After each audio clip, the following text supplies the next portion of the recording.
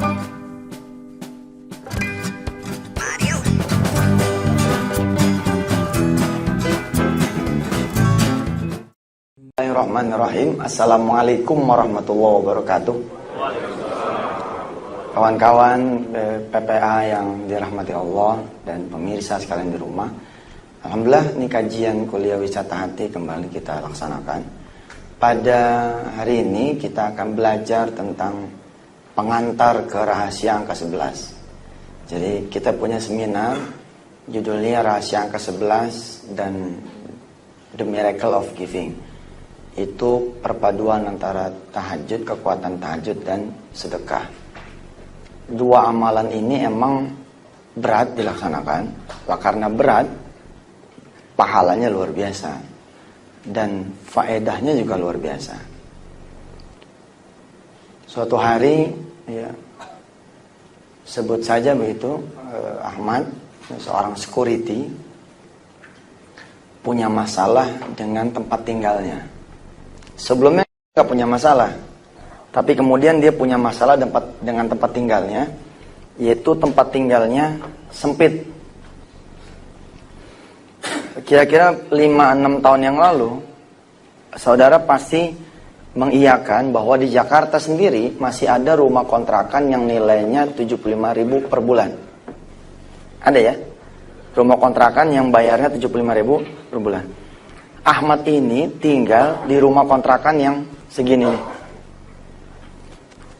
Bentuknya kalau saya boleh petain gitu kira-kira, ini pintu, ini ruang tamu yang tidak bisa disebut ruang tamu, ini tempat tidur, ya, ruang tamu, ini kamar tidur, terus ini dapur dan kamar mandi.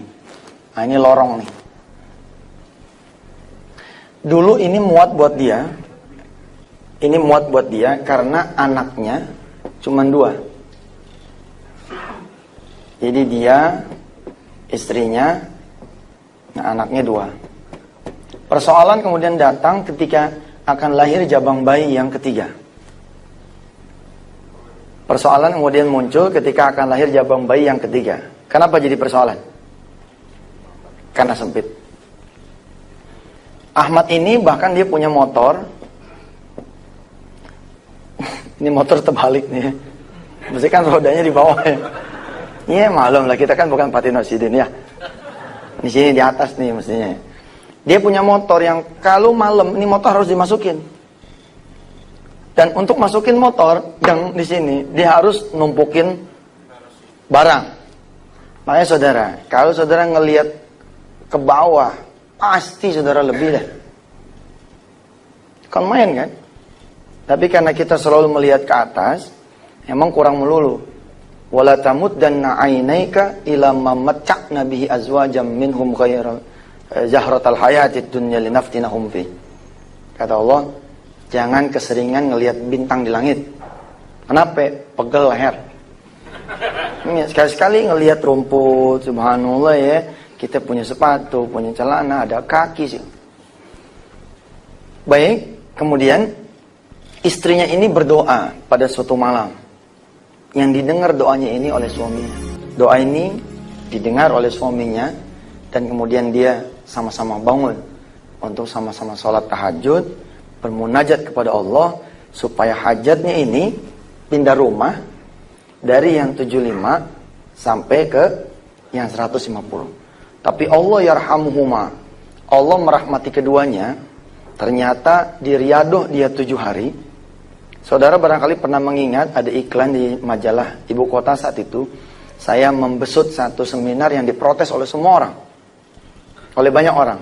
Seminar itu judulnya How to Make Money in 7 Days. Bagaimana mendatangkan uang dalam 7 hari. Saya diprotes oleh banyak orang karena dianggapnya terlalu berani. Padahal kisah ini menjadi salah satu bukti, hanya dalam 7 hari, bahkan Ahmad sang security bukan hanya bisa pindah ke rumah yang 150. Tapi dia memiliki rumah dengan 7 pavilion, 3 pavilion, dan 1 kolam renang. Di hari ke-7-nya. Sekali lagi, kalau kita bertanya pada otak, nggak mungkin. Nggak mungkin. Kalau kita bertanya mau kuasa Tuhan, kita bertanya mau kuasa Allah, udah Masya Allah judulnya. Baik, pemirsa yang dirahmati Allah, pernahkah kita menganggap Allah betul-betul menjadi sandaran kita? Pernahkah kita betul-betul dengan sangat menjadikan Allah tempat munajat kita, tempat memintanya kita? Barangkali karena kita yakinnya bakal dapat duit, kita nggak perlu minta sama Allah. Betul nggak? Karena perkaliannya kita enteng lah kalau cuma DP-in rumah itu mah ya. Kalau cuma buat DP-in apartemen itu mah. Lalu kita nggak minta sama Allah.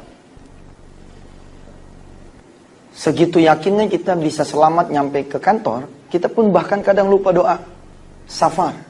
Kita anggap doa safar kalau umroh aja. Ya kan, kalau doa safar itu biasanya kita baca kapan? Kalau kita di pesawat, mau umroh mau haji. Baru udah kita baca tuh. Bismillahi majreha. Terus inna rabbi laghafurur rahim. Allahumma dan seterusnya. Padahal harusnya kan everyday. Karena kita nggak tahu yang punya jalan itu adalah Allah. Lihat. Si ibu ini, suami istri ini luar biasa. Dia kepengin sesuatu yang tidak terjangkau oleh dia punya kemampuan. Dia memilih berdoa pada Allah. Di dalam Ihya Ulumuddin, saya dan kita semua diingatkan, ya, Imam Ghazali mengutip satu ayat di dalam surah Al-Baqarah 186. A'udzubillahi minasyaitonir rajim. Wa idza sa'alaka 'ibadi anni fa inni qarib. Lihat. Wa idza sa'alaka ibadi anni fa inni qarib. Kalau hambaku bertanya padaku, maka jawablah, aku ini begitu dekat. Tapi kita suka merasa jauh sama Allah.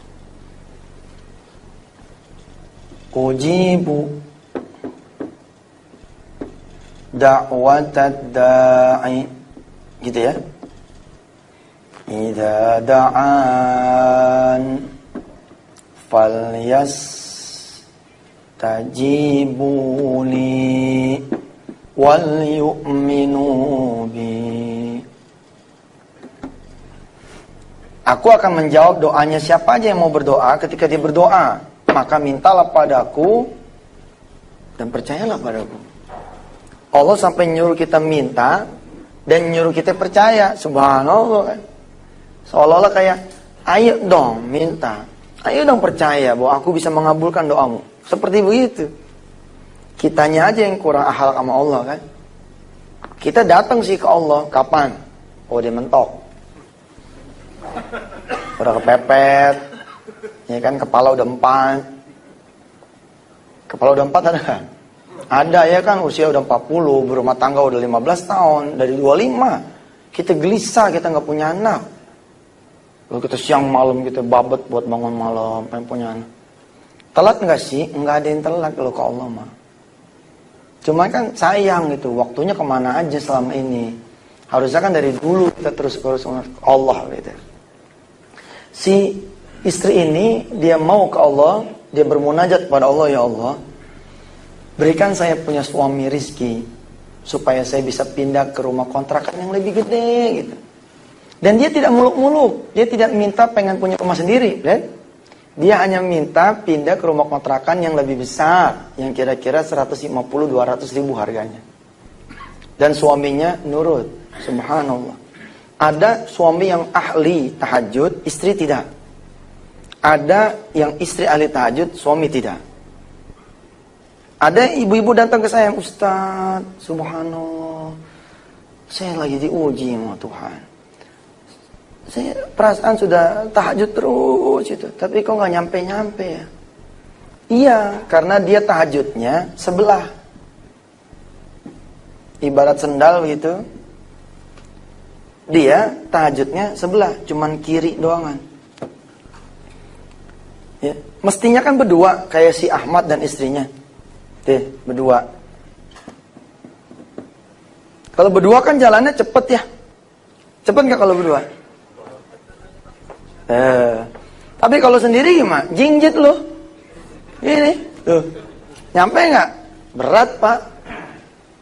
Sedekah, kalau kanan kiri, maksudnya suami sedekah, istri sedekah, ditambah lagi dengan anak sedekah, mantap. Si suami bangun ngaminin. Karena doanya udah sama istri, si suami tinggal bilang begini sama Allah. Ya Allah, doanya istri saya aminin aja deh, amin. Amin. Itu pagi-pagi dia ngadep ke dia punya kantor, kan kalau security ada atasannya gitu ya. Dia ngadu ke dia punya kantor, minta izin. Selama 7 malam berturut-turut, dia pengen tidak shift. Dia pengen kerjanya hanya dari pagi sampai sore saja. Ditanya sama atasannya, kenapa emang? Ada order? Agak, supaya saya bisa pulang cepet, terus nanti malam bisa bangun. Tumben lu. Iya nih istri punya sesuatu hajat. Kan kata orang-orang kalau hajat pengen cepat kekabul, sholat tahajud. Ya deh, kata si atasannya, ya udah minggu ini saya izinin situ tidak masuk shift, melainkan hanya fix dari pagi sampai sore saja. Mulailah kemudian dia melakukan ritual yang namanya sholat sunat tahajud. Ibu bapak yang dirahmati Allah, di dalam surah As-Sajdah, surah ke-32, surah ke-32, ayat 16, ada kalimat begini. Tatajafa junubuhum anil madaji'i yad'una rabbahum khawfan wa tama'a wa mimma razaqnahum yunfikun. Surah ke-32 ayat 16. Surah ke-32 ayat 16. Tatajafa junubuhum anil madaji'. Kalau lagi punya masalah, punya hajat, nih termasuk kasus si Ahmad pengen pindah rumah yang gedean dikit, harusnya dia apa? Tatajafa junubuhum, jauhin dia punya lambung, jauhin dia punya pinggang, jauhin dia punya perut. Dari mana? Anil madaji, dari tempat tidur. Ngapain? Yad'una rabbahum khaufan wa tama'an. Bangun sholat tahajud. Dan ini dia lakukan. Ada satu nih yang belum dia lakukan, apa nih? Wa mimma razaqnahum yanfikun. Makanya seminar kita judulnya kan Rahasia Angka 11 plus The Miracle of Giving. Jadi jangan cuma tahajudnya saja, tapi juga sedekah. Supaya rodanya supaya jalan. Nanti Allah yang punya kuasa sama dia, membuat dia menjadi wa mimma razaqnahum yunfikun. Namanya orang susah pak, jarang dia untuk mikir sedekah. Jangankan orang susah, ya. Kita aja yang merasa kaya nggak mikir sedekah. Ini sudah menjadi emang umum begitu. Kalau orang susah, yang rezekinya kurang, tidak pernah terfikir sama dia wa mimma razaqnahum yunfikun. Diajak sholat duha, ayo dah. Diajak ngaji habis-habisan, ayo dah. Ngerti itu ngaji habis-habisan, ngaji sampai pol. Tapi giliran diajak sedekah, waduh, mesti gue dong yang disedekahin. Iya benar begitu. Nah, Allah lah yang kemudian nanti membuat dia wa mimma razaqnahum di hari kelima. Kurang lebihnya begitu. Senin malam bangun kan? Selasa malam bangun, Rabu malam bangun. Doanya apa tuh si suaminya, si Ahmad? Amin, amin, amin. Di Kamis pagi, Allah berkehendak buat dia. Bapak Ibu yang dirahmati Allah dan pemirsa, penikmat kuliah wisata hati. Tanda-tanda kita layak mendapat pertolongan Allah. Satu, kalau kita datang ke Allah. Tanda-tanda bahwa Allah menurunkan pertolongan buat kita, kalau Allah menghadirkan kesusahan di depan kita, terus kita close, kita tutup. Sering saya contohkan, kalau kita sakit, ada telepon nih dari ponakan. Om, mama sakit, masuk rumah sakit, ada duit enggak 2 juta? Kita cuma megang duit 2 juta tuh. Apa yang kita bilang sama dia? Waduh, sayang, kalau minggu kemarin mah Om punya, sekarang mau Om punya tapi ilah-ilah cuma 2 juta 2 jutanya. Gimana kalau kita baca Fatihah aja deh? Coba orang minjem duit dibacain Fatihah. Bukan sih nggak boleh, boleh-boleh aja gitu kan. Tapi dia kurang lengkap gitu. Padahal Allah udah mau datang tuh. Allah udah mau datang. Ketika dia datang, Allah turun. Tapi kan Allah turun lewat wasilah dong. Walaupun dia berkehendak ya. Kalau dia berkehendak nggak pakai yang beginian, bisa-bisa saja. Tapi umumnya secara ilmu normatifnya begitu. Kemis pagi, rupanya dia layak dapat ini nih, dapat pertolongan Allah. Pagi-pagi kemis nih, dia punya adik datang.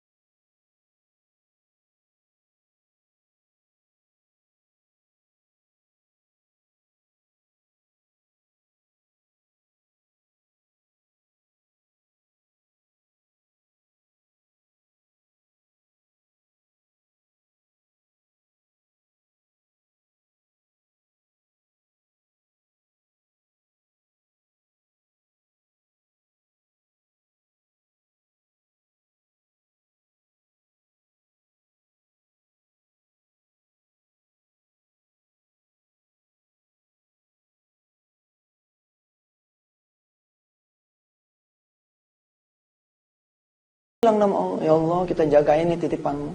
Tolong jagain motor saya ya. Kalau sampai hilang motor kita, kita ngadu aja sama Allah. Kalau kita jagain titipannya sih, masa titipan kita hilang gitu kan. Akhirnya Masya Allah ibu yang dirahmati Allah, terjadi ini sesuatu yang tidak pernah terfikirkan oleh kita barangkali. Anda ingat saya bercerita tadi ada lorong di sini. Di sini ada lemari ini. Lemari ini dibongkar sama dia. Dibongkar lalu dibikinin rak-rak sehingga lorong ini kosong. Paham? Sehingga kata istri dan suami ini, dah biarin tuh dua ponakan tidur di sini. Jadi motor tetap aman masuk, dia tetap bisa tidur di sini. Subhanallah. Sebuah niatan dan perilaku yang mengagumkan yang belum tentu kita mau. Dan belum tentu kita bisa gitu. Bukan saja belum tentu kita mau, tapi belum tentu kita bisa. Pagi-pagi Jumat itu dia datang ke rumah adiknya. Apa dia bilang? Empok lu udah setuju noh? Boleh dah. Kan kalau kita buka sekolahan ada free trial ya.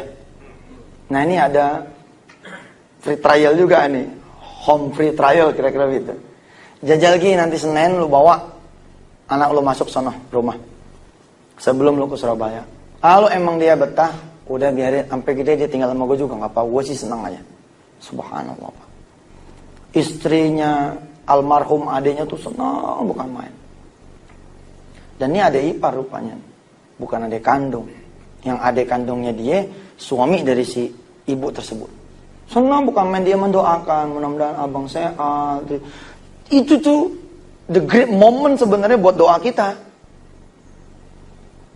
The great moment ketika misalnya saudara pengen punya sesuatu ya cium tangan sama orang tua gitu kan. Terus kita bilang, ma doain ma, undangan udah mau dicetak, cincin udah mau dibeli, doain jangan sampai ini kabur lagi ya ma. Pusing ya. Oh emak kita bilang, iya nak, emak mah bisa cuma doain aja sambil netes dia. Lu tuh great moment tuh. Nah great moment buat kita tuh yang tadi tuh, buat si Ahmad tadi tuh adiknya ngomong, mudah-mudahan lah abang punya hajat kekabul. Abang sehat, rezeki abang banyak. Subhanallah. Kadang-kadang kita suka ngejebak kan. Begitu kita didoain sama si Ustadz, udah Ustadz, udah gue kasih udah bagus, jangan doain gue. Ustadz doa sendiri aja. Kan suka begitu tuh. Kita ngasih proposal dikasih ke kita bantu, terus Ustadz kita mau doain kita. Ustadz doa sendiri aja loh, susah minta sama gue. Harusnya nggak gitu ya kan. Atau kita suka nyinyir barangkali di masjid-masjid, kita suka ini great moment buat kita. Dia jalan nih.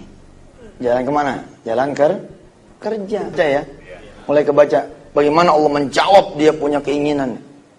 Saya mah waktu mengisahkan ini pertama kali netes air mata saya.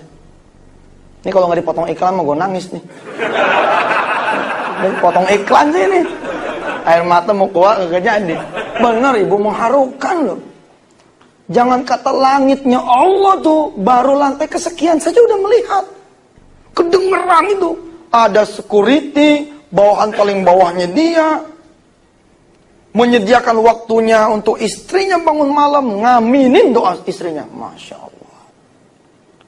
Apa dia bilang? Ini orang soleh ini yang harus jagain saya punya rumah ketika saya keluar negeri. Makanya diberitahu kan, mulai Senin jangan ngantor di sini. Karena ngantornya di mana? Di rumah. Gantian si satpam yang ngerjain. Nggak bisa Pak.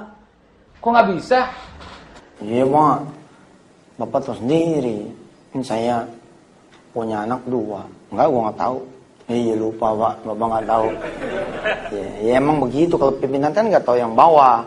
Kalau pimpinan tahu yang bawah hebat tuh. Begitu datang, ya kan di lobi. Bisa negor. Assalamualaikum Pak Zainal. Bapak tahu nama saya? Iya ada di situ. Ada di apa namanya? Nenteknya. Terus nanya anak. Hebat tuh pimpinan bisa nanya anak. Anak gimana Pak? Aduh Pak. Kok aduh? Iya Bapak nginjak kaki saya Pak. Top dah kalau pimpinan bisa begitu tau Pak. Tapi emang jarang pimpinan kenal sama bawahan, jarang. Dia dapat informasi makanya dia panggil. Benar gak sih begitu? Nah tapi begitu dialog benar, apa dia bilang? Bapak tinggal di rumah saya, jagain rumah saya selama saya dan keluarga ke luar negeri. Pak saya nggak bisa. Kenapa nggak bisa? Repot Pak. Kalau malam itu kan saya mindahin barang apa segala macem buat saya punya anak masuk tuh 2 tidur. Apalagi ini nanti ada 2 anak, dia cerita tuh. Ada 2 anak yang baru masuk. Tersenyum si bosnya. Dengan mudahnya emang Allah bilang kun tuh. Suci Allah memang yang mendengar segala kita punya doa. Wajar kalau kemudian Nabi Ibrahim memuji luar biasa Allah Tuhannya dan Tuhan kita semua. Inna Rabbi lasami'ud du'a. Sungguh Tuhan kita ini maha mendengar doa. Apakah si security itu berhenti dengan pindah rumah itu saja? Artinya dari rumah ini menjadi rumah super mewah. Apakah berhenti padahal ini rumah orang? Belum tentu. Kalau kemudian dia, misalkan gitu ya, tetap beriadoh di dalam rumah ini. Paham gak? Kalau dia jejak terus nih riadohnya nih, dia tambahin terus, bukan tidak mungkin. Rumah ini akan menjadi rumah dia. Seperti kisah yang akan kita saksikan di episode berikutnya. Assalamualaikum warahmatullahi wabarakatuh.